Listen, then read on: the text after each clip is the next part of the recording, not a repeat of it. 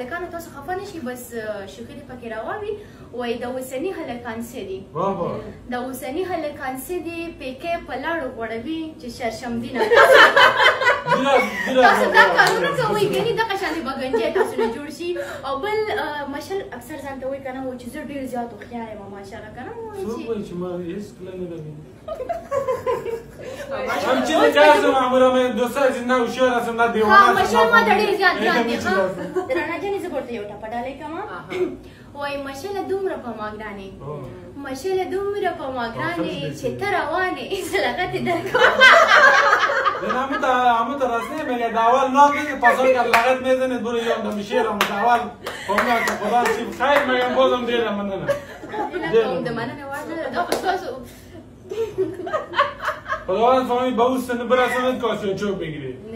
نه خدا نکنه اون تو پیراه شم قدرم دیگه نی که محتاج شم یا کسی دیگه بیاید از من نگهداری کنه اونمو سر وقت تنگ بمونم خدا تشکر که داموس نمبر است من چی میفهم که تو بسی نیستی بو خدا را شکر بو خیر ببینی خانه داوود تو بخیر داوی